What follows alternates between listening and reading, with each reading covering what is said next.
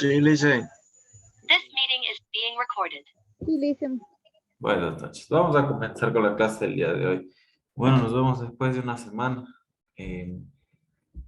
Hemos estado en esta clase indagando sobre la atención y el cuidado en pacientes pediátricos. Sí, como ya hemos venido hablando o mencionando en cada clase, la enfermería es una amplia rama y entre una de las ramas en las que nos podemos ir direccionando sobre nuestros conocimientos, cuidados y procesos como tal para actuar en el día a día cuando vayamos a trabajar es la pediatría. Es una de las áreas muy sensibles y como ya hemos mencionado, o si bien es cierto, conocemos a veces por nuestros familiares o lo que hemos visualizado cuando vamos de visita o algo a alguna unidad. Es un área muy compleja, muy delicada y súper trabajadora. Lo más complejo es, creo yo, de nosotros de entender la situación, porque el niño a veces no expresa, solamente son con fases del dolor, algunos que no hablan, o simplemente, como se mencionaba, no desean informar, ¿sí? No desean compartir esa información. Entonces es una área muy crítica, muy álgica, en la cual tenemos que trabajar para poder nosotros buscar estrategias y al mismo tiempo saber llegar y ganar la confianza de nuestros pacientes, ¿sí? Entonces, la enfermería en la pediatría no es más que los cuidados del paciente enfermo, al paciente, perdón, enfermo, direccionado a los niños menores de 17 años, ¿sí? En algunas instituciones consideran menores de 16, otras menores de 17, como les he mencionado. Va dependiendo, pero por lo general hasta los 17 años se considera todavía la etapa de que no es mayor de edad, como todos conocemos, ¿sí? La verificación y valoración. Ya hemos venido hablando sobre las consultas. Igual recordemos que es otro paciente más. Se realiza anamnesis, se realiza exploración. En esta situación en particular es con el apoyo de la mamita o el cuidador. Siempre va a ser el apoyo de ellos para poder nosotros tener información. Porque por lo general, si no es el 95 o el 99%, las mamitas conocen todo. ¿Sí? En el mejor de los casos. Entonces ella nos va a dar información, nos va a sacar toda la recopilación de datos que nosotros necesitamos. Cómo se ha hecho la deposición, cómo ha hecho, qué no ha hecho, qué es raro, qué no es raro en el niño. Entonces ella nos da la información completa. Parte de esto viene la verificación y la valoración. Una de las enfermedades o de las sintomatologías o de las conductas muy característicos o muy en particular cuando se dan las consultas de los niños son todos estos procesos que se da. Habíamos hablado, uno de los principales era los dolores abdominales no especificados, porque como les decía, no nos expresan que tienen, no sabemos cuál es la causa principal de su dolor o cuál es el motivo o la situación que están pasando en ese momento. Pero de ahí conlleva más enfermedades aparte. Entre ellas tenemos la continencia urinaria, que no es más el hecho de que no pueden controlar su orina de alguna manera. Ejemplo, comienzan a retenerla, o a su vez comienzan con procesos anúricos.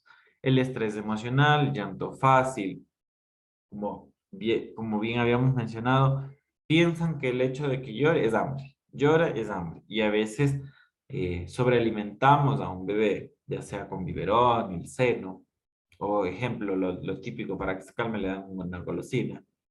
Y lo que puede causar a corto o a largo plazo es producir un sobrellenado del abdomen y poder regurgitar, vómitos, náuseas, etc. ¿Sí? De ahí vienen todo lo que nosotros hacemos como tal para poder dar nuestros cuidados en una parte de una valoración. Como les decía,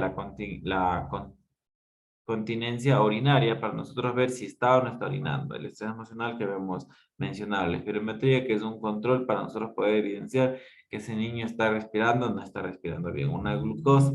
Llegan pacientes hipotónicos, decaídos, débiles, no expresan, no están totalmente inactivos y a veces es una hipoglicemia.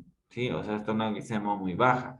Como en alguna de las clases alguien mencionó, es que al niño no le están dando la leche materna porque no tiene la mamá y la leche tarro no le gusta y le está llenando de gases y lo tienen tanto determinado tiempo con agua de anistro, que era algo así. Entonces, nosotros estamos causándole un daño al niño en su estado nutricional y aparte de eso, de dónde va a absorber lo que necesita, ¿sí?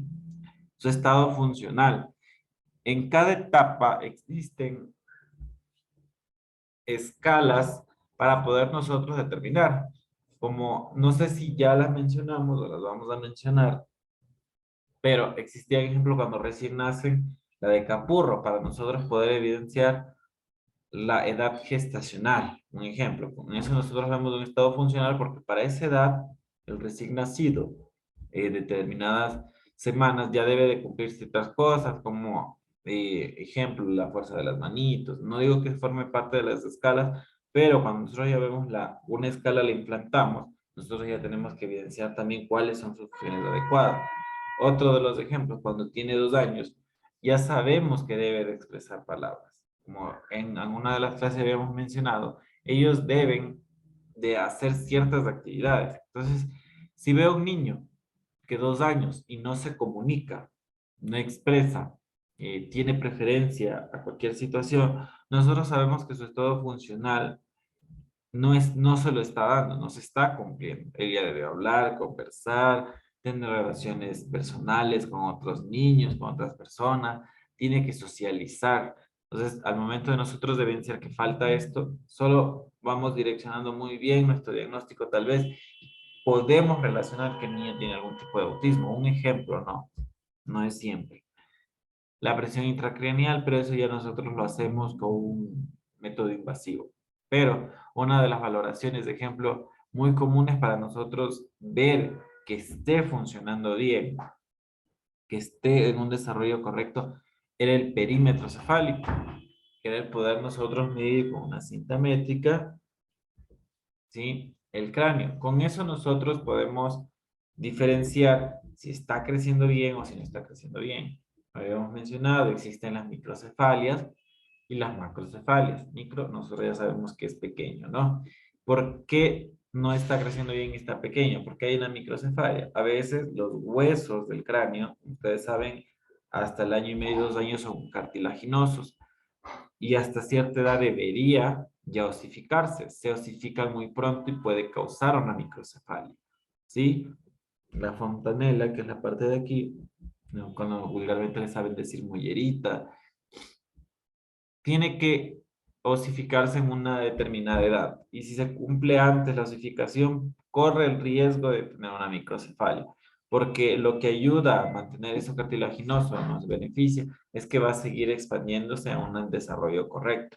Pero cuando tenemos esa osificación, va a impedir y por ende un retraso en toda la parte central, sí, cerebral y funcional.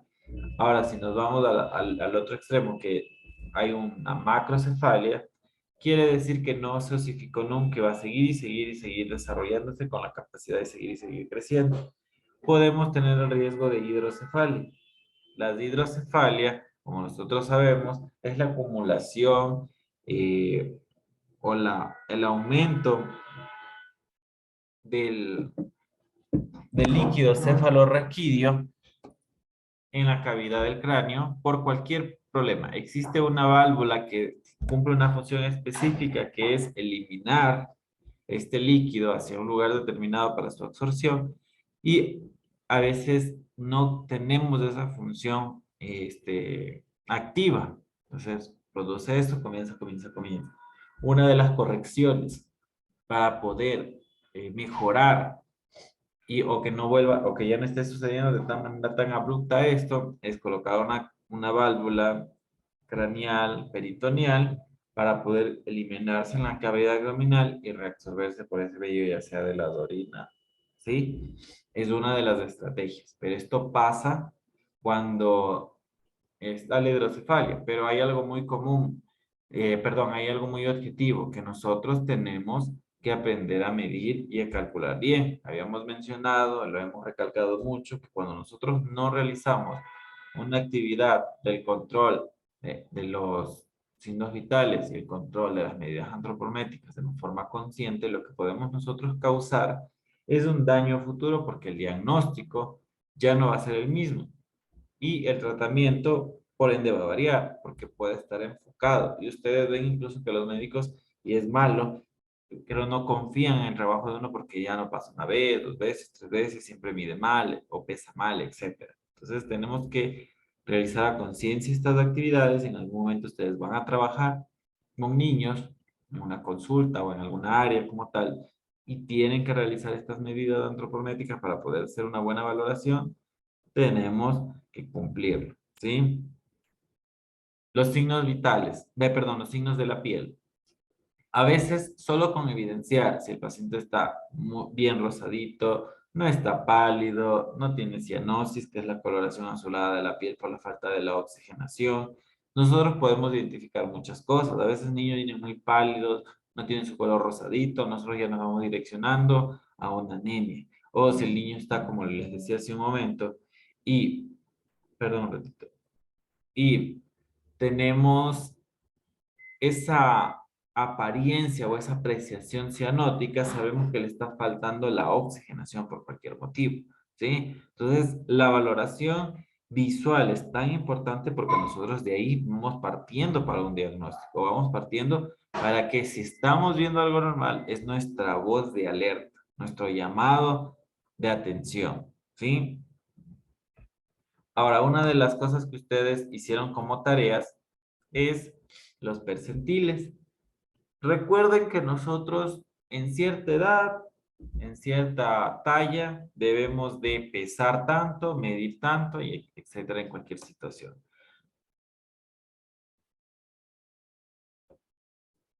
No se pasó esta diapositiva hasta acá, disculpen.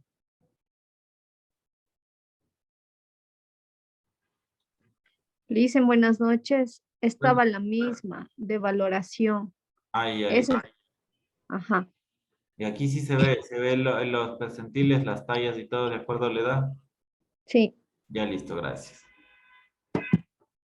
Cuando habíamos hablado de los percentiles, y como les digo, para nosotros poder llegar a una edad o para nosotros poder llegar a una talla, sabemos que tenemos que pesar tanto. Siempre vamos a basarnos a estándares. Entonces, cuando nosotros no cumplimos un estándar, o estamos, como lo que ustedes hicieron de tarea, bajo una línea o bajo una, un porcentaje, lo que nosotros podemos causar, perdón, lo que nosotros podemos estar viendo es un desequilibrio tanto nutricional como metabólico, por ende. Entonces, si ustedes han escuchado el índice de masa corporal, es uno de los percentiles que se maneja mucho para nosotros poder determinar el sobrepeso o no. Entonces, igual cuando ustedes vayan a ver el percentil de talla, el percentil de peso, nosotros necesitamos que en un punto de la línea se mantenga o comience a subir determinadamente según la talla, según el peso, según la edad, etc. Entonces, cuando nosotros no cumplimos ese estándar o no estamos en la línea base, sabemos que riesgo de bajo peso o existe el bajo peso, o a veces saben decir, no, es que justo está en la línea. La idea es que se mantenga sobre la línea o se mantenga en la línea y no baje, ¿sí? Porque lo que nosotros vamos a causar, como les digo, es un desequilibrio, un daño.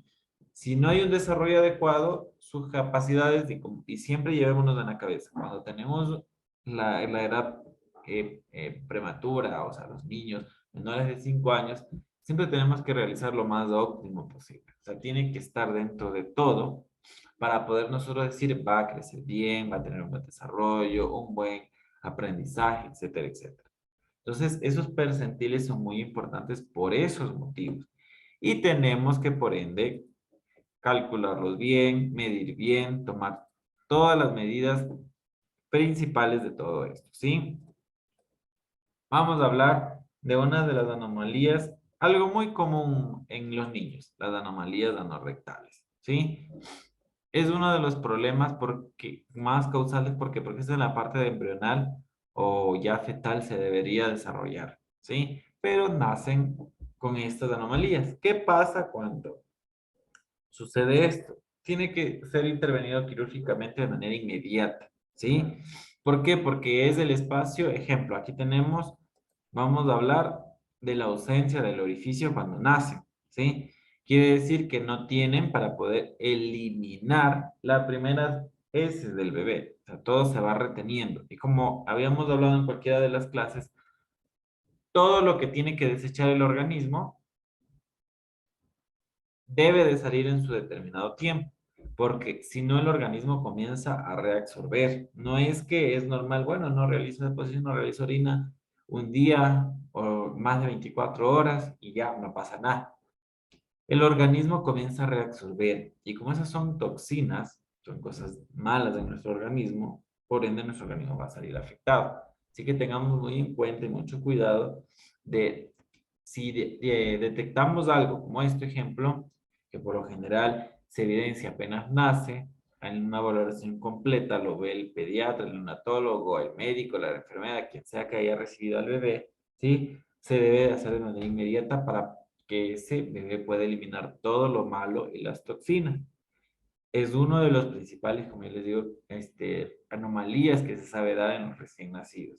Existen diferentes tipos de este tipo de anomalía como tal. Aquí tenemos la fístula rectovestibular, que es muy común en esto, cuando hay una conexión entre el ano, ¿sí? Y la vagina. Lo que tienen que tratar es de cerrar esa fístula en el mejor de los casos, ¿sí? La que vimos hace un momento, no existe la fístula para poder eliminar y lo que puede causar es la retención de todas estas toxinas, estas secreciones que deberían salir normalmente y por ende causar cualquier reabsorción y un daño, ¿sí? La respuesta principal de nuestro organismo va a ser fiebre y dolor. Esto sucede y es muy común, así que tenemos que tener mucho ojo de la resolución que sea pronta para poder actuar. Mientras más pronto, siempre recordemos, mientras más pronto sea, es mejor, ¿sí? Ahora, una de las enfermedades más comunes en los niños que últimamente se está dando altamente en la parte epidemiológica, nosotros estamos viendo, es el apéndice, ¿sí? Una apendicitis, ya les había mencionado en la clase anterior, no debería ser frecuente. Pero ¿a qué se lleva? ¿A qué se da? De que estamos teniendo cada vez más pacientes pediátricos con apendicitis, la mala dieta, ¿sí? El poco ejercicio. El ejercicio en cuanto a actividad del niño normalmente, porque ya los postramos en la cama, de que vean televisión, de que estén en el juego, que estén en el teléfono. Y la actividad normal de nuestro organismo, que debe moverse, el peristaltismo debe evacuar todo lo mayor posible, se va limitando.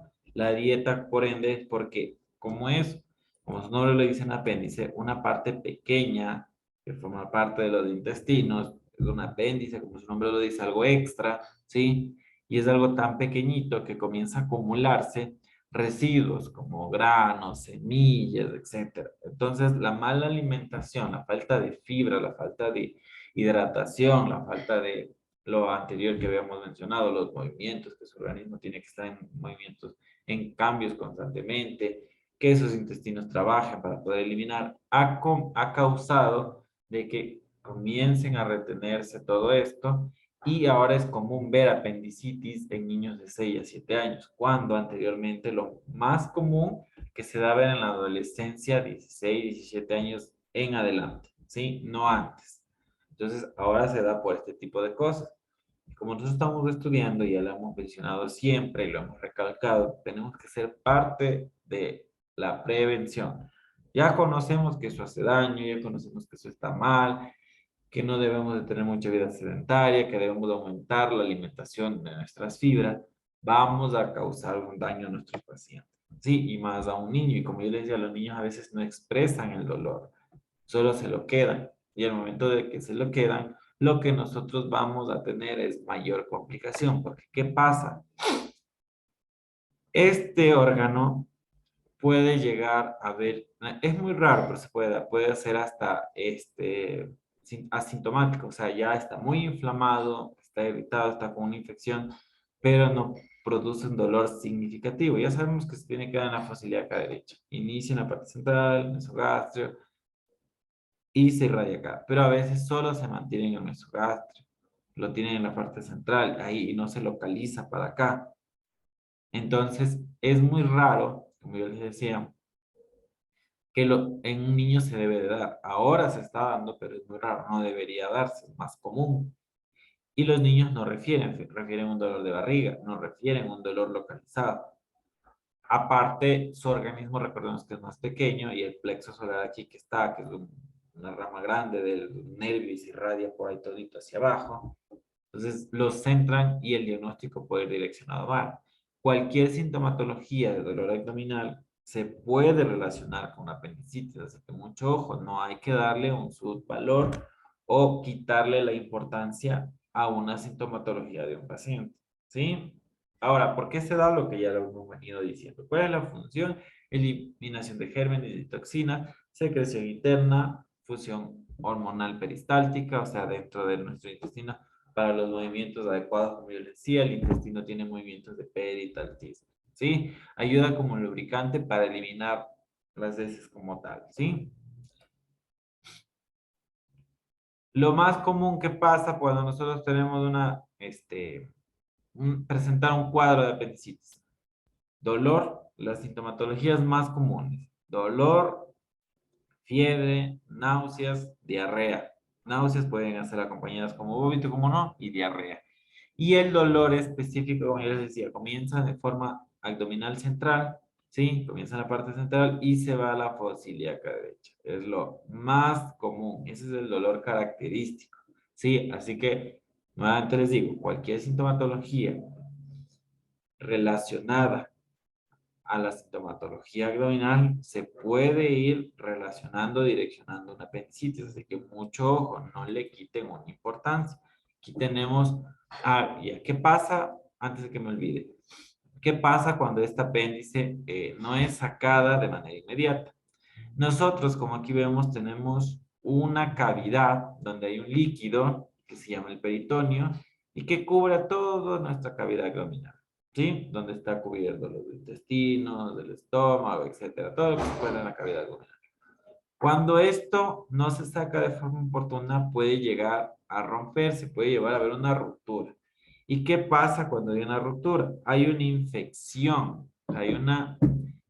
abdominal que se llama peritonitis por la inflamación que se da, ya que está una secreción extraña, un cuerpo extraño, una sustancia extraña en esta cavidad abdominal.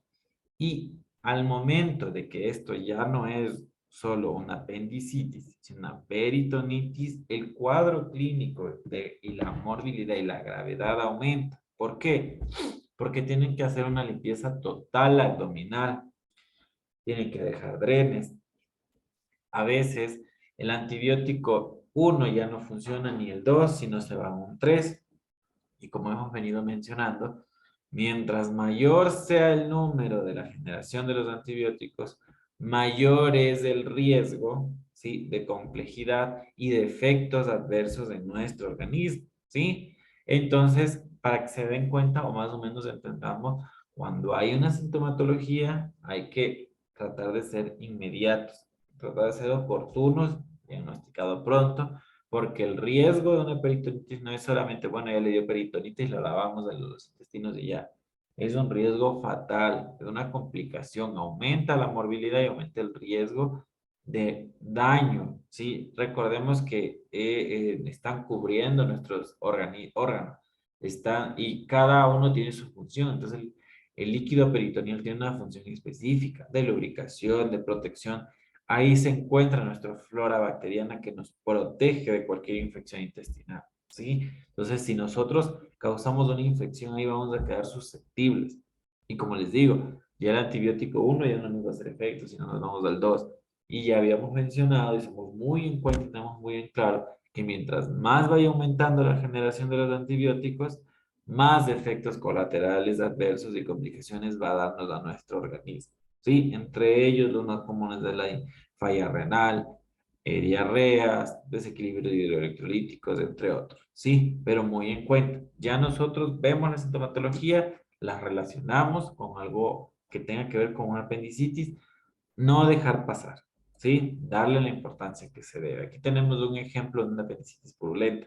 Ya hubo tal vez infección, externa y como vemos ya está contaminada, porque por lo general está inflamada, está roja, está grande, pero esto aquí está infección, ¿sí? Y a veces, como vemos aquí, ya hay infección masiva, vemos esta infección externa. Y lo que podemos causar eso, obvio, si nosotros no diagnosticamos bien es un peritonitis, ¿sí? ¿Qué pasa cuando hay una apendicitis gangrenosa? Existe una obstrucción para la circulación y comienza a morir esa apéndice. Miren la diferencia entre esta apéndice y esta apéndice. Aún hay una vascularización, a pesar de que está gangrenosa según el ejemplo. Ahí vascularización está rosadita. Y ese es de un color más rosado, debería salir porque solo está inflamado, como yo les digo, pero acá ya está infectada, ¿sí? Y si estuviera gangrenosa en su totalidad, estuviera un color negro como el negro de aquí, ¿sí? Porque falta la circulación adecuada hacia ese lugar, ¿sí? Lo que yo les mencionaba sobre el diagnóstico.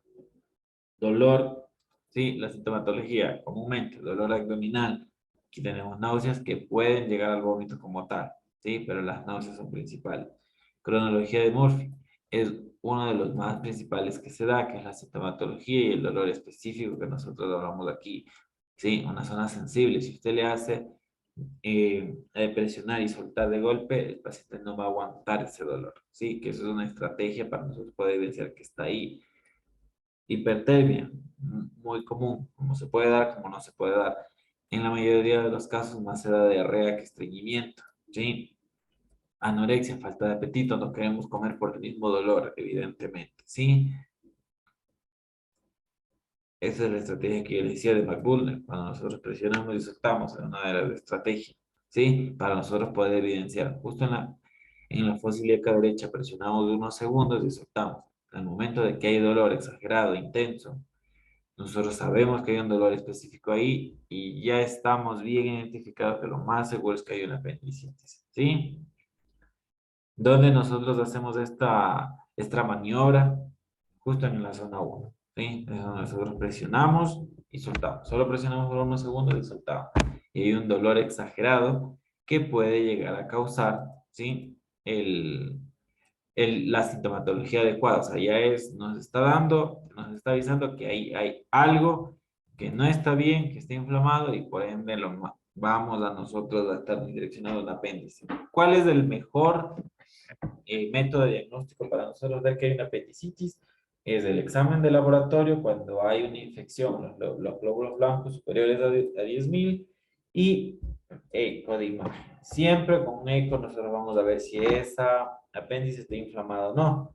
A veces las imágenes dicen, no, es que hay muchos gases, nos dejan ver, a veces hay que repetirlo, ¿sí? Pero tenemos el cuadro clínico, tenemos el examen de sangre, y si no tenemos la imagen, ya el resto nos va a respaldar que tal lo más seguro es que sí. Pero como yo les digo, si tenemos que repetirlos luego que ha disminuido un poco el dolor, luego de que ha disminuido un poco el malestar, las causas, tenemos que repetirlo, va a tocar, porque a veces por el aumento excesivo de los gases no deja visualizar bien el intestino, no deja visualizar bien el apéndice. Entonces, tenemos que repetirlo. Otra cosa, cuando los pacientes llegan con dolor abdominal, siempre se le va a dar un medicamento, un analgésico noble, para que no disminuya de golpe toda la sintomatología y no haya un adecuado avance de la fisiopatología. Porque si nosotros damos un medicamento de altísimo potencial, se podría decir así, para aliviar el dolor, no va a permitir una sintomatología adecuada de avance correcto, cuadro clínico correcto, y por ende, nosotros podemos causar más bien el disminuir el cese de toda la sintomatología, el paciente si ya no me duele, me voy, y no permite un diagnóstico adecuado. O sea, no va a dejar de decir, ¿sabe qué? Va a seguir evolucionando su diagnóstico si estamos con una apendicitis, porque le quitamos de golpe toda la sintomatología. Y lo más común es que yo me siento bien, ya no me quiero que me atiendan. Dígame, Nadia. Profe, buenas noches. Una consulta con un tema de la apendicitis. Digamos, hay un paciente que llega en emergencia, pero ¿Ya? ya no se aguanta el dolor y tiene signos y síntomas que se va a desmayar o está diaforético y eso. ¿Por qué hay médicos que sí les ponen, por ejemplo, ketorolaco o un ketorolaco o algún analgésico medio fuerte para que le calme el dolor. Eso no influye en que le esté escondiendo el cuadro clínico al paciente, o es solo para calmar el dolor hasta tener los resultados del laboratorio o una ecografía para descartar. Ya. Sí, Nadia, no es correcto. La guía clínica y la guía del trabajo para cuando tenemos pacientes con sospecha de apendicitis explica claramente de que no se debe de dar analgésicos que no sean nobles, sencillos, como el paracetamol, un, un ibuprofeno en el caso de ser vía oral, o el intravenoso, algo noble debe de ser. No podemos irnos a un medicamento superior, porque ¿qué pasa, Nadia? Verá, si nosotros ponemos un medicamento mayor, como el ketorolaco, diclofenaco, tramal, tienen efecto muy alto de desinflamatorio. Entonces, cuando nosotros nos vamos y le administramos ese medicamento, aparte que le alivie el dolor, va a producir un proceso de desinflamar y no nos va a permitir direccionarnos a un cuadro correcto. No es correcto, no debe de darse así. Siempre un analgésico, paracetamol de primera elección, que es noble, solo para que alivie el dolor y no cese toda la sintomatología y su cuadro común hasta yo estar 100% seguro de que es. Ya cuando ya tengo el resultado y digo, ¿sabe qué? Ha sido una infección a las vías urinarias, cálculos renales. Ya digo, bueno, ya voy a hacer otra cosa porque ya sé que no va a interferir al proceso correcto de una apendicitis, ¿sí? No es correcto, nadie. Ya, ya dicen, gracias. Listo. Listen, buenas noches, tanto. ¿Cómo Una le va? pregunta. En el caso, no sé si es factible, yo he visto que les hacen esa maniobra de doblarles la rodilla y hacerles saltar, en el caso cuando tienen supuestamente apéndice. Sí, es Eh, una de las estrategias de Murphy que se menciona. El problema es que cuando nosotros doblamos, como usted dice, y saltamos, justo esta zona de aquí, ¿sí? Doblamos la rodilla y saltamos, si está el inflamado del apéndice, no va a permitir, no va a dejar, o sea, está tan sensible esa zona que no va a dejar hacer. Es una de las estrategias más, aparte de las que ya mencionamos. Eso es parte de la valoración física del médico, ¿no? Es una de las estrategias y está muy bien hecha. Gracias, Liz. Ya listo. Entonces, no nos olvidemos, no le demos subimportancia al apéndice porque miren lo que podemos causar. La peritonitis puede tener a pacientes donde que la infección se rebrota, y los intestinos no se han lubricado bien, perdemos la flora bacteriana, hay reinfecciones, etcétera, y el paciente puede estar mucho tiempo hospitalizado, pueden llegar incluso a estar en terapias intensivas por choques hipovolémicos, o sea, nos hace falta el volumen correcto en nuestra sangre, en nuestros circulantes y en nuestra sangre, y más que nada, como yo les digo, unas reinfecciones que sabemos que van a necesitar altísimos antibióticos súper fuertes que pueden causar más daño que bien a veces, ¿sí? ¿Tiene alzado la mano? No, nadie. ¿Va a preguntar otra vez o se le quedó alzada la mano? No, creo que se me quedó alzado. Ya le quito, Lisen, Ya, perdón. ya no se preocupe. Ya, vamos. Entonces, esa es la parte clínica, ¿no? Y una de las enfermedades más comunes siempre van a ser las gastrointestinales en los niños, porque como nosotros vemos, todos se llevan a la boca, su sistema de defensa se está desarrollando, entonces es un proceso como tal. No debe de ser normal, pero es un proceso y se va dando. Y no tenemos que darle una importancia baja porque justo lo que les he mencionado, ahora la apendicitis está muy común y no le quitemos importancia porque lo que podemos tener a un futuro es una complicación, ¿sí? Entonces, por favor, tengamos en mente esto. Ahora vamos a hablar sobre la salud del adolescente. Es la etapa más difícil y más compleja para nosotros, no solo como profesionales, sino como padres, hermanos, familiares, etcétera. ¿Sí? La parte de la adolescencia es un proceso tan grande de cambios, no solo físicos, mentales, de adaptación como tal, social, ¿sí? Hormonal. Entonces, es uno de los procesos más difícil, muy complejo y por eso, como saben decir, es la edad del burro, vulgarmente como les saben mencionar, es una edad muy compleja de entender y de sobrellevar. Entonces, recordemos, en la etapa de la niñez, claro, vamos creciendo, nuestro mayor afán es crecer. Llegamos a una etapa de la adolescencia y estamos viendo cambios que hay un proceso de adaptación o negación. Un ejemplo, ya tengo 17 años y mido 1,50 m. Me voy a quedar de estatura baja. Una negación total, no quiero, quiero crecer, etc. En general. Ahora, si vamos a hablar de las niñas, de ejemplo, ya tengo 12 años y ya tengo desarrollado los gustos muy grandes, voy a tener los gustos muy grandes, yo no quiero, no deseaba, etcétera, etcétera. Ahora vámonos a los varones.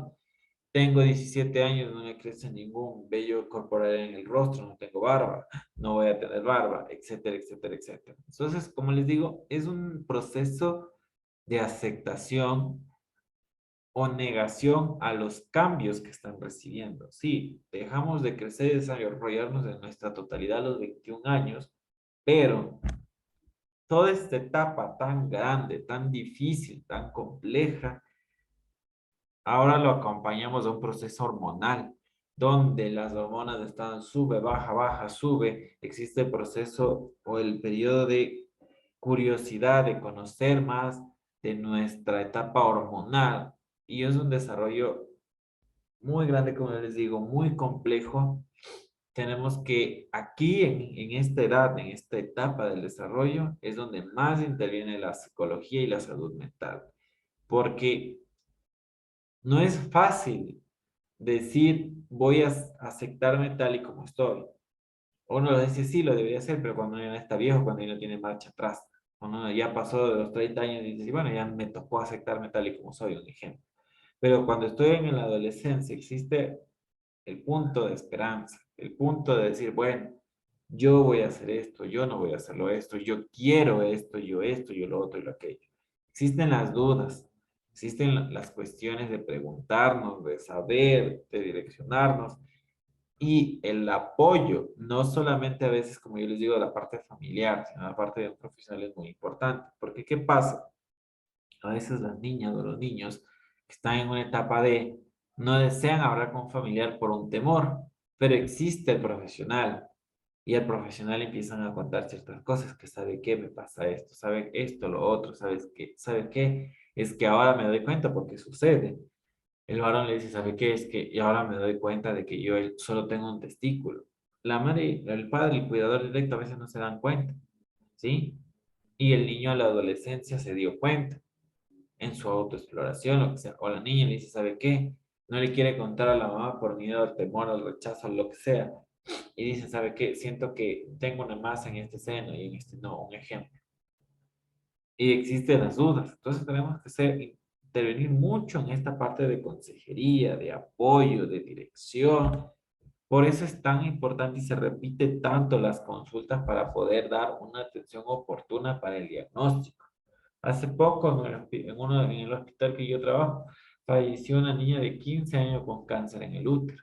La niña había empezado a dejar de menstruar, no le había avisado a la mamá tampoco no hizo, y los padres no hicieron caso, no le prestaron atención, porque pensaban que la autonomía de ella era ir a comprarse 15 años y ella rever. Entonces es muy importante darle seguimiento. No digo que estuvieron mal actuando, porque a veces no sabemos qué más influye, ¿no? Pero el pensar de, si yo me pude haber dado cuenta, pude haber diagnosticado pronto, pude haber evitado, etcétera, etcétera, etcétera. Entonces imagínense una niña de 16 años fallecer por cáncer al útero, ¿sí? Como nuevamente les digo, ella había dejado de menstruar, había tenido cólicos, había esto, y no le habían dado importancia, porque decían, no, es que yo también dejaba de menstruar, yo también esto. Cada organismo es diferente. Y si hay dudas, hay preguntas, hay inquietudes, hay que saberlas ir direccionando, porque a corto o a largo plazo lo que yo puedo detectar, diagnosticar o dirigir es alguna enfermedad grave como la que les estoy mencionando. O a veces no le dan importancia y dices que se me cae demasiado el cabello. Y dicen, ah, sí mismo es normal. Cuando van, en el momento ya tienen espacios grandes donde no hay el cabello normalmente, van a hacer un estudio, han tenido problemas de progesterona, han tenido problemas de colágeno, han tenido problemas en la parte de la dermis, han tenido una dermatitis seborreica muy grande, han tenido cualquier proceso dermatológico hormonal. Entonces, como les digo, es un proceso grande, bien difícil. Es cuando el adolescente necesita saber y entender muchas cosas. Y nuevamente les voy a repetir, la parte psicológica influye mucho. La salud mental es un problema tan grande de esto por su aceptación, no solo físico, sino social. El miedo a encajar o a no encajar en una sociedad a veces, ¿sí? Así que por favor, muy en cuenta y incentivar a que si hay alguna duda, algún problema, alguna situación, incentivar a que si no nos dicen a nosotros, visitar a un médico. No esperar, siempre lo que les digo, a que haya una sintomatología, a que haya una enfermedad para recién llevar a un médico, ¿sí? Ahora, ¿qué pasa en la adolescencia? ¿Qué es una de las cosas más importantes? Ver su estado físico general, toda la salud que nosotros ya sabemos, o sea, el paciente debe de estar desarrollándose bien, debe de estar creciendo bien, un percentil adecuado, si ya veo que está de estatura baja, recomendar hacer algún tipo de ejercicio, algún tipo de actividad, etcétera. O sea, yo tengo que ir direccionando algo correcto que se acople a la necesidad del adolescente. Aparte de su salud, que nosotros ya sabemos, ver que no esté sobrepeso, porque es muy común ahorita la diabetes adolescente e infantil, la hipertensión infantil. ¿Por qué? Por la vida sedentaria que llevamos. Sí, es muy común eso. Entonces, si yo veo algún sobrepeso o alguna conducta inadecuada, como yo les digo, el suele estar acostado, el suele estar esto, puede llevar a problemas vasculares y circulatorios, puede llevar a problemas de diabetes, de cardiovasculares, ¿sí? Entonces, muy en cuenta, por favor, de eso. Ahora nos vamos al otro lado, toda la parte de la salud. Ver cómo su desarrollo reproductivo está funcionando normalmente. Como yo les ponía un ejemplo, el niño puede decirle al médico en su examen, en su valoración, explicarle, ¿sabe qué? Yo me he dado cuenta de esto, no sé si estoy bien o estoy mal, pero yo siento que solo tengo un testículo. ¿Hacemos la valoración? Sí, el testículo se queda en medio camino, nunca bajó del todo. Y es más difícil en un adolescente, primero, determinar. Segundo, operar para que haya el descenso correctamente. Esto es lo más común y lo mejor que se puede hacer es en la etapa de la niñez, ¿sí? Por eso la valoración y la exploración debe ser continua y debe ser buena de los pediatras en los niños para poder ver que esté todo bien. Otra, como yo les decía en las niñas, por ejemplo, las niñas van a decir que una mama es más grande que la otra, o ya tengo 15 años y las mamas no crecen. Puede haber un puede haber un desorden hormonal, porque ya sabemos que a partir de los 11 años, de 12 años, debe de haber un pequeño desarrollo al menos. Claro que va también dependiendo de su estructura, de su raza, de todo. Todo va interfiriendo, pero es muy importante el diagnóstico oportuno y pronto para poder nosotros decir, sí, ¿saben qué? Está pasando esto o no está pasando esto. Es que la niña, el niño, tiene un aumento o una disminución de las hormonas, ¿sí? Algo normal, el crecimiento de los vellos, ya sea púbico, facial, como yo les decía, tienen una función, que es la protección para evitar infecciones, ¿sí? Termorregulación, tienen una función. Entonces, no es normal que el niño o la niña, ya cuando ya comience su proceso de adolescencia, no lo tenga. Si no lo tiene, algo está pasando. Su desarrollo hormonal está fallando, ¿sí? Y todo lo que nosotros ya sabemos, el desarrollo, el crecimiento, la atracción, el interés a cualquier situación específica. Si yo ya veo con algún problema psicológico, alguna conducta inadecuada, como el ser asocial o el antisocial, el no direccionar sus sentimientos, el guardárselo todo, sabemos que en algún momento puede llegar a una etapa de intentos autolíticos, de daños, etcétera. Cualquier situación que nosotros ya veamos dentro de un contorno o dentro de un contexto del anormal, de que se vaya saliendo de algún proceso normal, nosotros vamos a encaminar, ¿sí? Igual, cuando hay la adolescencia, no es que, como a veces saben decir, es que él está creciendo, que coma lo que sea. Las dietas deben de ir bien encaminadas, porque por eso estamos teniendo muchas hipertensiones y mucha diabetes, mucho sobrepeso. El desarrollo y el metabolismo es más rápido, sí, pero tampoco es adecuado decir, no, es que como él está en desarrollo, no crece, que coma nomás todo lo que quiera y las grasas aumentadas.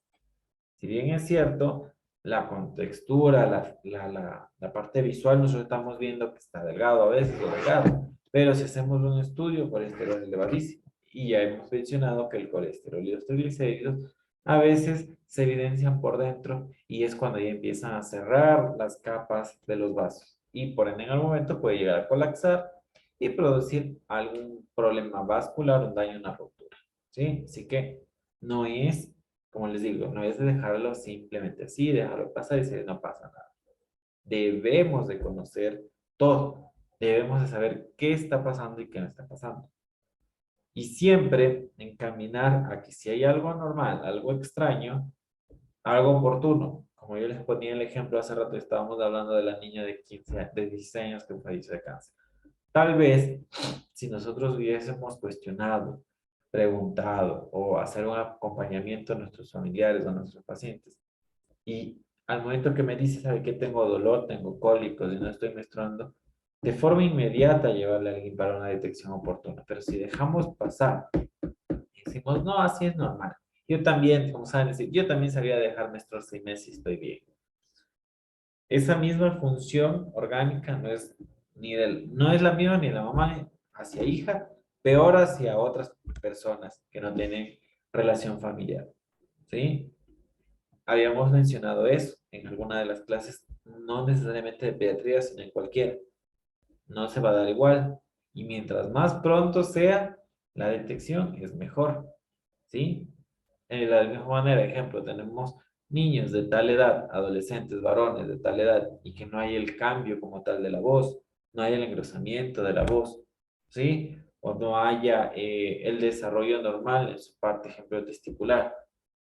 Entonces, si el niño expresa que algo está pasando o algo se siente raro, se siente diferente, no está sucediendo de la misma manera, a veces dicen, es que mis amigos todos son altos, ya son grandes, y yo me estoy quedando chiquito, algo debe estar pasando. Visitar al médico, va a haber exámenes, va a haber, como yo les decía, escala, para poder nosotros evidenciar bien. Pero claro, si vienen los papás de 1,60 m los dos de altura, el niño tiene 1,50 m, ya sabemos que a veces es de herencia, ¿sí? Pero tenemos que estar 100% seguros. No quitemos de importancia las situaciones, démosle la importancia adecuada, porque, como el ejemplo que les puse, si pudo haber sido una detección oportuna, tal vez no se pudo haber complicado, tal vez no pudo haber fallecido, ¿sí? Eso de la parte funcional como tal, posterior. La parte neurológica. Nosotros, cuando ya tenemos, igual que mencionamos hace rato, en edades determinadas, tenemos funciones específicas. En el adolescente, ustedes si ven que hay un proceso de que no tiene un proceso de adaptación adecuado, no tiene un proceso correcto de captación de información, no tiene un proceso de retención de información. A veces existen trastornos, existen conductas, existen problemas que están impidiendo que su desarrollo neurológico se esté dando correctamente. Nosotros podemos estar dando sin importancia y hay el consumo de sustancias o la afectación de su parte de su entorno social, familiar, ¿sí? Y por eso, y no le damos ni importancia, y a veces solo decimos es que son vagos, es que no quieren, es que esto. Pero si hacemos un estudio, a veces vemos que algo más está sucediendo, ¿sí? No es de dejarle de que, bueno, no pasa nada, es así, así. Hay muchas circunstancias que afectan al desarrollo neurológico normal, no solo la falta de interés. Y a veces solo relacionamos a la falta de interés, a que no le importa, que está así porque es vago, que no quiere, que no le gusta, etc. O como en alguna ocasión escuché, es que lo hace para llamar la atención. No siempre es así, ¿sí? A veces hay más situaciones que se pueden dar y como siempre les voy a decir y siempre voy a dar hincapié a eso, no restemos importancia a una sintomatología, expresión, conducta que a corto o a largo plazo puede afectar a quien sea. Sí, hay que darle la importancia que se merece. Examen geniturinario.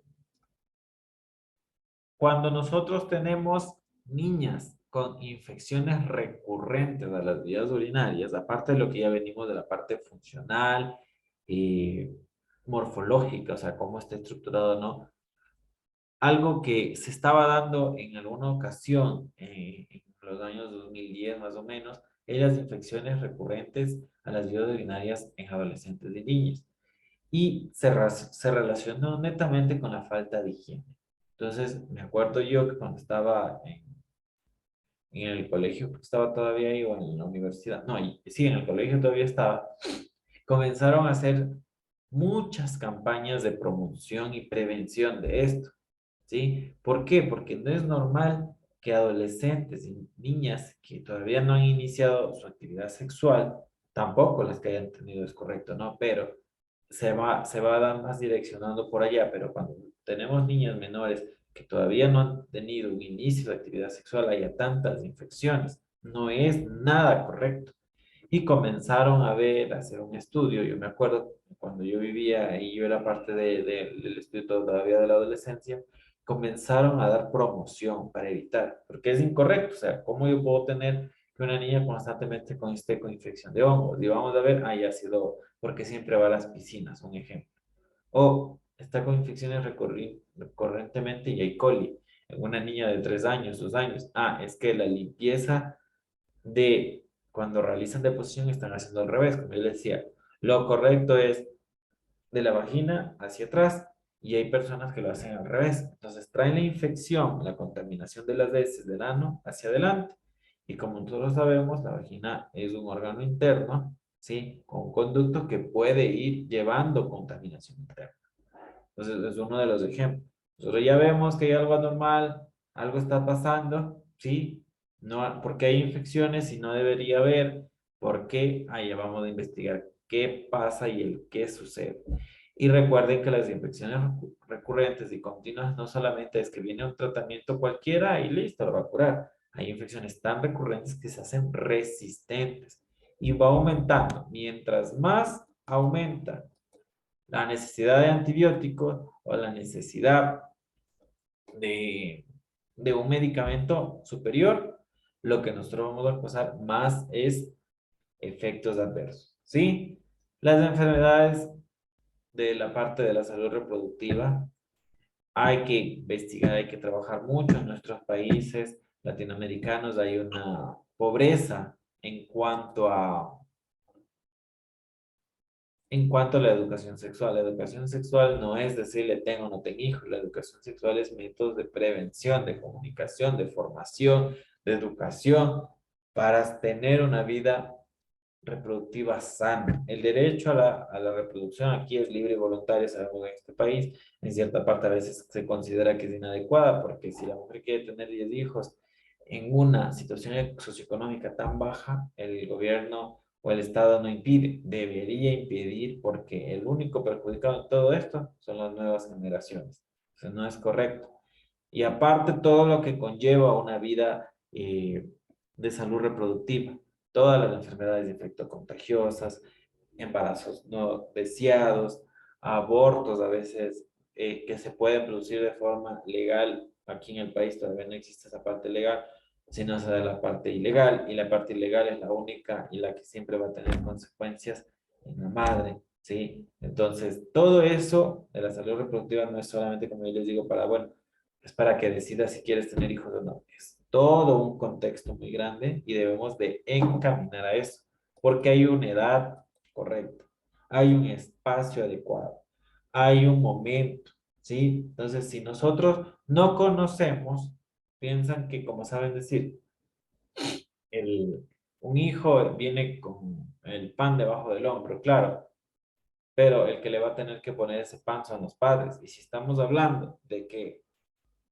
tenemos adolescentes, es muy difícil y muy complejo estudiar si ya somos padres. Es más complejo. No digo que sea imposible, pero es más complejo por el apoyo, por el tiempo, por el gasto, etcétera. ¿Sí? Lo más común, embarazos de adolescentes que terminan con un proceso de madres solteras. No digo que sea malo, pero es más complejo solventar un hogar solo. ¿Sí? Todas las enfermedades que venimos mencionando. Todo se va recurriendo a eso. Y los problemas de salud que ya estamos ahora actualmente viendo es sobrepeso, problemas cardiovasculares, diabetes, ¿sí? Las conductas sociales y las conductas psicológicas anormales. Si nosotros ya vemos que alguien tiene alguna afectación de cualquier tipo, vemos que ha dejado de comer, vemos que no quiere comer, que él tiene una apreciación o ella tiene una apreciación diferente a lo que visualmente vemos normalmente, es un problema mental, no digo de que tenga un trastorno, pero de conductas psicológicas inadecuadas. La bulimia, cuando nos alimentamos hasta ya no poder más y luego botamos, vamos y vomitamos. Se da por cualquier trastorno, a veces de social, del saber si yo encajo o no encajo, por eso quiero comer correctamente y voy a vomitar luego para no digerir y no engordar. ¿Sí? El acné, que es lo típico. Recuerden que deja secuelas de esto. Así que si vemos algo extraño, hay que tratar de que sea pronto, ¿sí? Para que no deje secuelas. El acné lesiona mucho la parte visual del rostro, ¿sí? Porque funcionalmente hablando va a seguir funcionando, pero la parte visual, la parte estética, a veces puede llegar a tener complicaciones de apreciación. Así que no dejemos, no le demos una importancia tan pequeña a estos trastornos cutáneos, ¿sí? Y que pueden llegar a causar más daños. La drogadicción, como yo les decía, algún tipo de adicción. A veces no le damos la importancia y hay conductas, hay situaciones y dejamos pasar y llega al punto donde ya no hay marcha atrás, ¿sí? Y el único problema aquí siempre va a ser el paciente y la familia y el entorno, porque son gastos extras, problemas intrafamiliares, aparte de su daño normalmente fisiológico, ¿sí? Y el suicidio. Por favor, la salud mental es muy importante.